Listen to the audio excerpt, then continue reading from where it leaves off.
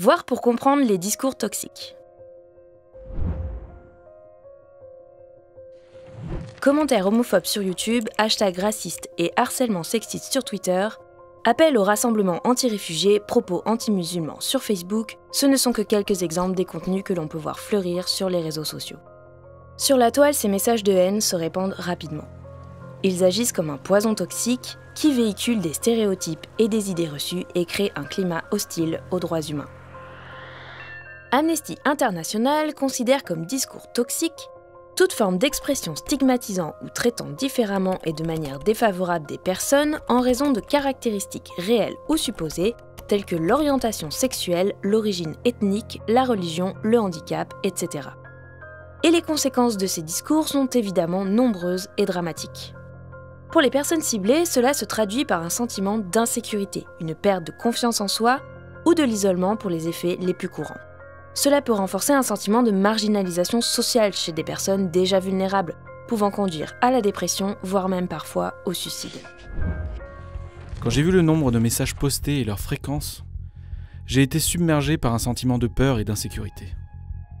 On m'a visée tout particulièrement parce que j'étais juive, et on m'a dit que je devais être brûlée vive dans un four. Des groupes organisés de nazis ont tweeté qu'ils m'avaient à l'œil, et c'était horrible. Je reçois des menaces de mort environ 2 fois par semaine, juste parce que je crois en l'idée que tout le monde devrait avoir accès aux moyens de contraception, à une couverture médicale et à la possibilité d'avorter.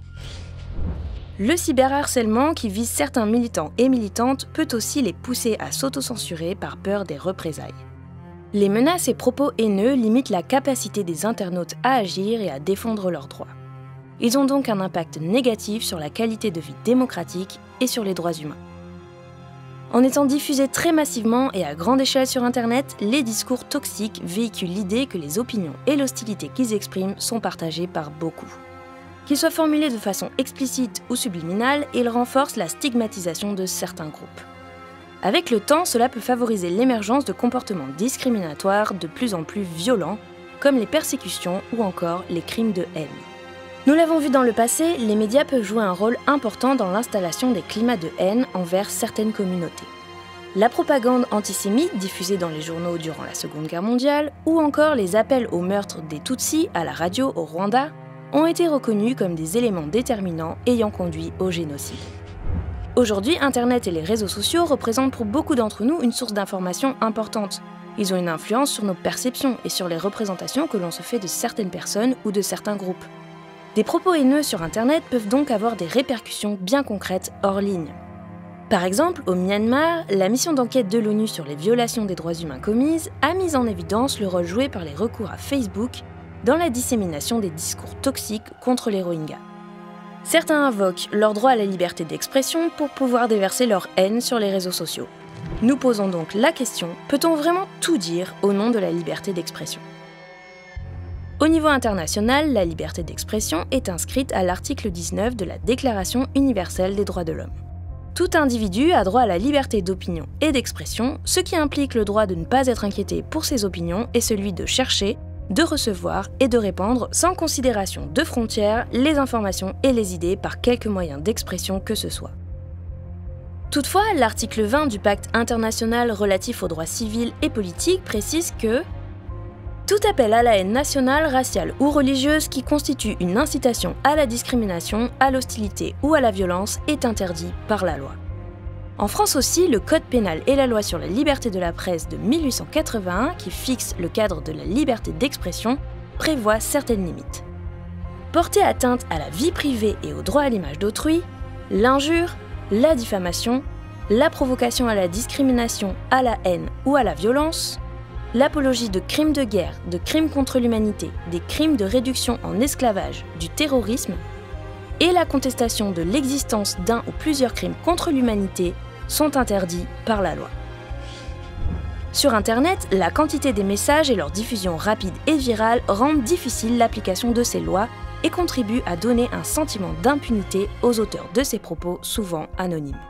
De plus, les dispositifs mis en place par les réseaux sociaux pour permettre aux usagers de signaler les contenus problématiques semblent également bien souvent inefficaces. Alors que faire ? Des actions existent pour faire entendre d'autres voix et lutter contre les discours toxiques en ligne, sans pour autant restreindre la liberté d'expression. Tout d'abord, et cela semble être le plus évident, il est important de s'informer et de montrer sa solidarité. Les mobilisations citoyennes et les mouvements sociaux comme les hashtags Black Lives Matter et MeToo, qui ont vu les témoignages d'anonymes se répandre sur la toile et libérer la parole de milliers d'autres, permettent de dénoncer à grande échelle les propos, les discriminations et les violences que subissent certains groupes. Soutenir ces mouvements, relayer leurs messages et donner de la visibilité à la parole de celles et ceux qui tentent de défendre leurs droits, c'est la première étape indispensable pour lutter contre la haine dont ces personnes peuvent faire l'objet. Il est aussi important que les plateformes et les réseaux sociaux prennent leurs responsabilités pour faire respecter la dignité de leurs usagers et usagères. Nous avons par exemple interpellé Twitter pour qu'il réagisse aux nombreuses plaintes de personnes ayant subi des propos violents et du harcèlement sexiste sur la plateforme.